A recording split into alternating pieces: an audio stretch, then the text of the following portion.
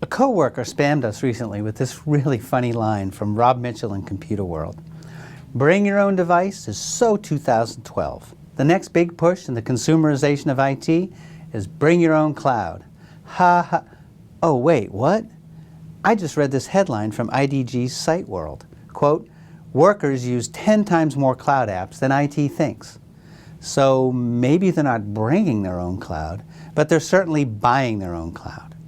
Hi, Jim Malone from Microsoft and IDG, and we're going to spend just a couple of minutes looking at the cloud and productivity. Now, the report I cite above comes from the CEO of SkyHigh.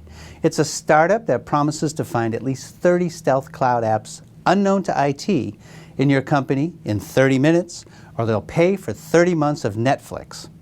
Based on our experience, the CEO says, we don't expect to be paying for Netflix. He said that on average, SkyHigh customers say they think employees are using between 25 and 30 different cloud apps, when in fact, they're using 300 to 400 services. 300 to 400. Okay, so what's going on here? Well, part of this is simply subscription mismanagement. It's too much to keep track of. But there's a productivity story here too, a dangerous productivity story for IT, a cautionary tale. It's a twisted take on the if you build it, they will come line from the movie Field of Dreams. It's more like if IT doesn't enable it, they will go outside the company's perimeter for what they need. Employees go behind IT's back for these apps and services because these apps and services make their jobs easier. They make them more productive. They make them happy at work. It's all good. And we know that employees now expect their work applications to behave like their consumer applications.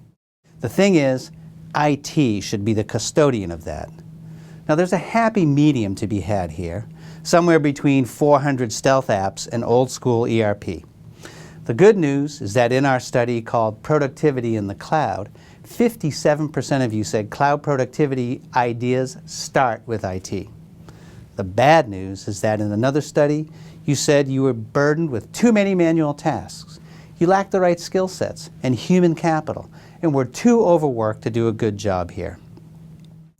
If we've learned anything from this massive shift toward consumerization, it's that the benefits are outweighing the concerns of the naysayers. After all, the customers are always right.